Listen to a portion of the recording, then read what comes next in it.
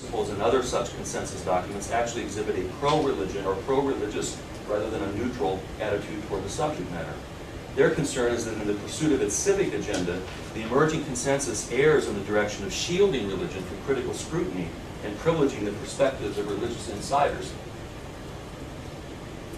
The human rights consensus does place a great deal of emphasis on RE's civic contributions to the promotion of tolerance and respect for human rights and social cohesion in a world of increasing diversity of belief.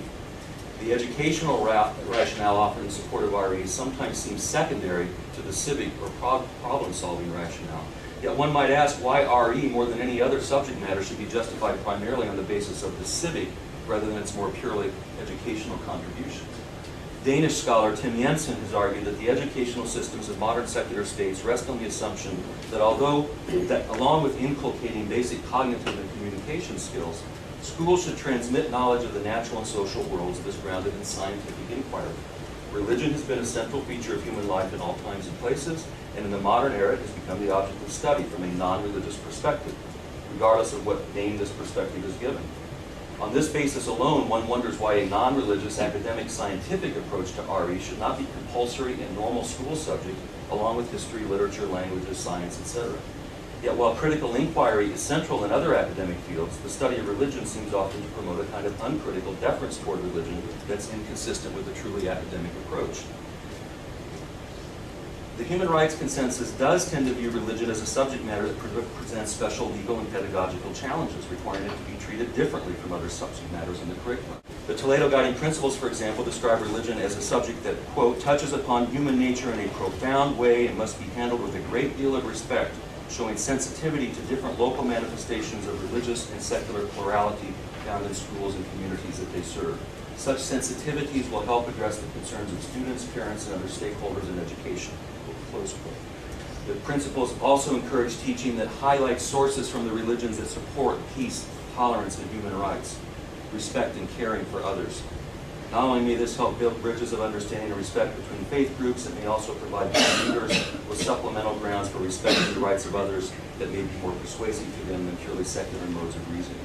So there's a tendency that's pointed to by these critics to avoid controversial topics, to emphasize similarities rather than differences between religions, and to basically turn RE into a kind of a warm and fuzzy, feel-good approach to thinking about the world's religions. All this leaves one wondering how impartial the consensus approach to RE actually is. Jensen suggests that rather than handling religion with kid gloves out of fear of offending the sensibilities of religious insiders, we should have a scientific RE whose central aim should be precisely to carve out a space for an irreligious or trans-religious approach to religion. Quote, to teach pupils how religion can be approached in scientific ways, in ways different from religious or anti-religious ideological ways, close quote. Protection of the religious liberty rights of students and parents should be provided not through an overly deferential, sensitive, and uncritical pedagogy that privileges religion in a way that no other subject matter is privileged, but rather through opportunities to opt out of compulsory RE courses. As we've already seen, such an opt-out provision is mandated by international law. Similarly, from this vantage point, such stakeholders as religious leaders and communities should play no role in determining RE curriculum. Jensen contends that ironically, it may well be that an even-handed and impartial approach that handles religion in an objective, critical, and pluralistic manner from the perspective of what he calls methodological atheism will actually prove to be, quote, more conducive to fostering tolerance than intolerance towards religion, as well as knowledge and skills that may prove to be helpful in a multicultural world. Critics like Jensen think that the consensus approach is too deferential and inclusive of stakeholders in the determination of curricula, but the Toledo Guiding Principles make it quite clear that in the advisory process, care must be given to striking an appropriate balance between the various perspectives and interests involved. A fundamental consideration is that teaching about religion should be based on sound scholarship, not merely on what religious communities once said about themselves and others.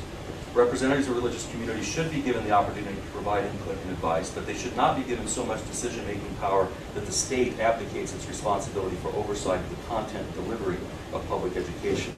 Given our present educational and political circumstances, I believe that neutrality, understood as I've described it, is both possible and desirable in religion education. Secondly, I believe that neutrality as I've described it is neither too secular nor not secular enough.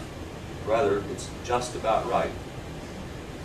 And in the end, I share Rajiv Bhargava's commitment to revising and rehabilitating the notion of a secular approach to the study of religion in state schools, revising and rehabilitating that rather than abandoning it. And likewise within religious education, I believe that we would be better served by revising and rehabilitating the idea of neutrality rather than by abandoning it.